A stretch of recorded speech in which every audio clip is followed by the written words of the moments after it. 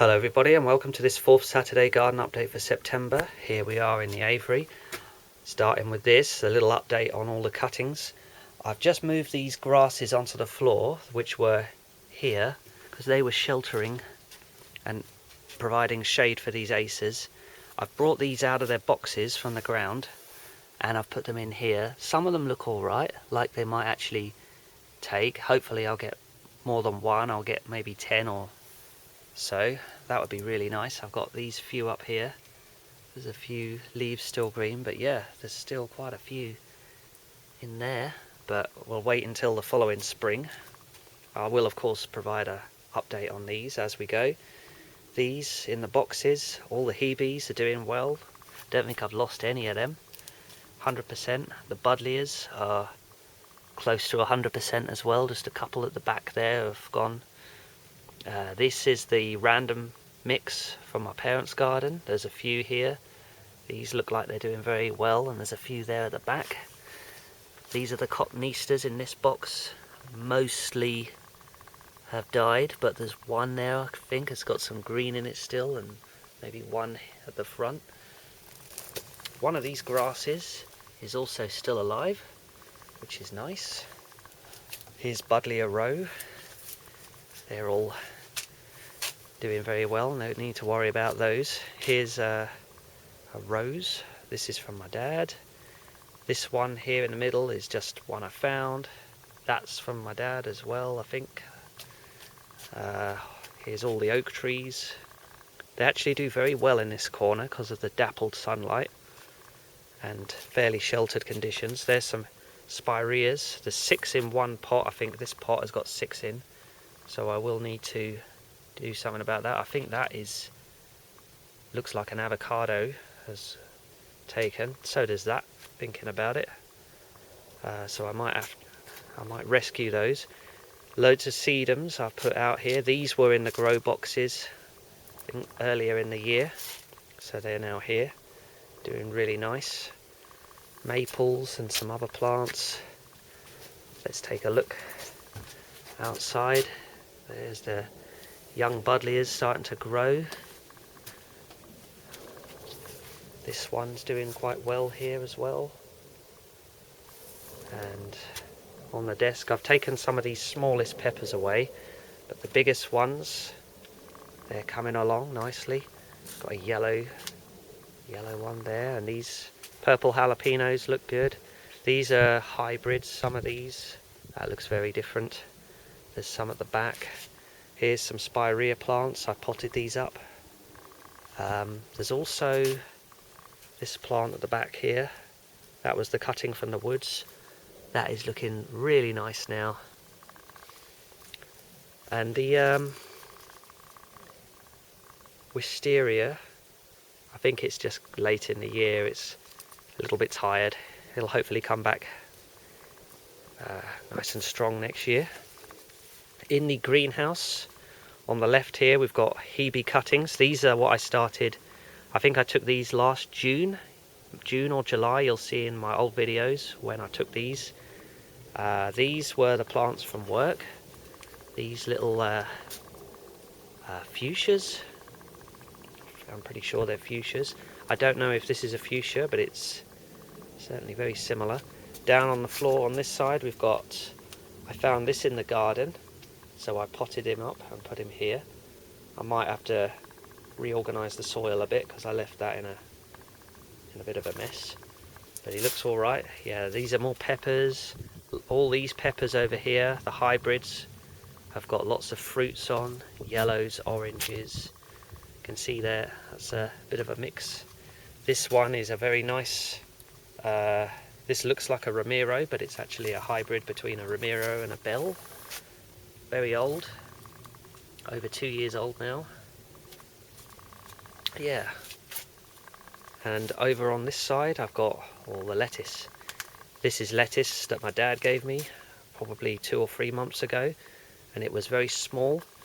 My dad gave me lettuce more recently. It started out exactly the same as this and just grew into this, and I will have to repot that lettuce in this little container here in much the same way, but and then find another place for this lettuce, which might be where these peppers are, because these won't be able to survive the winter, whereas the lettuce will, and the greenhouse roof will be on, so that's where that'll go. On the floor there is the lilac and a hydrangea, and this plant nearly died where we had a very hot spell last month, but it's not actually gone.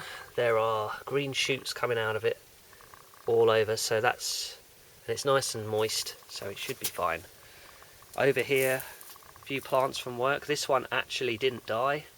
One or two survivors. There's a nice few others here. Another hydrangea that's been like that all year. And these flowers, these plants here look very nice, but unfortunately they look like slug food, so I'm not going to get too attached to those. And there's plant pot central. Outside here, the runner beans have more or less finished. There's a nice little pod of them there, which I might have to remind Amanda about. There's the compost bins at the bottom, all full of soil now from cut grass and old plant pots. Speaking of old plant pots, got lots of plants here that I've been saving. They're not all gone, but the winter will probably finish these, so I'll have to take cuttings like I did last year. All of these begonias. These were rescued from work 2 months ago, and they've come back. Very nice. They like being outside in the sun. Just the natural conditions have brought those back. Over here, I've repotted the old rhododendron plant. It didn't like being in the ground, but I've given it ericaceous soil and some stones for better drainage, or at least looks nicer. There it is. It looks alright, but we'll see. Hopefully it won't get too much shock, because I had to take a few of the roots off to get it in that pot. Yeah, here's the maples. Yeah, they look alright. There's the older one there from a year earlier, and this is the Forsythia, I think, growing. I've put some string on it there to hold this side shoot so that it grows a little bit more upwards. There's buddleias here, tomatoes. Still got some tomatoes here, which Joseph likes and Amanda likes. Unfortunately, they don't like Amanda too much, which is a shame. There's the honeysuckle. Nice old plant there. You can tell it's been there for a few years. Nice base.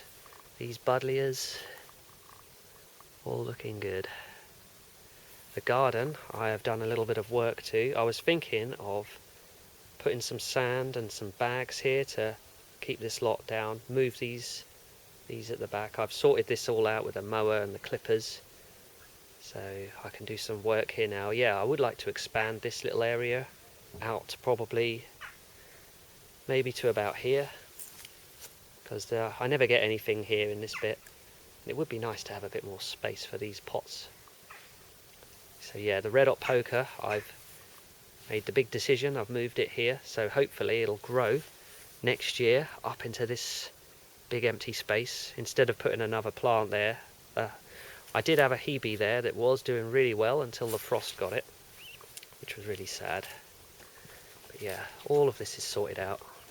Hydrangea still got its flowers, although they're turning to white, fading to white. Over here we've got the begonias.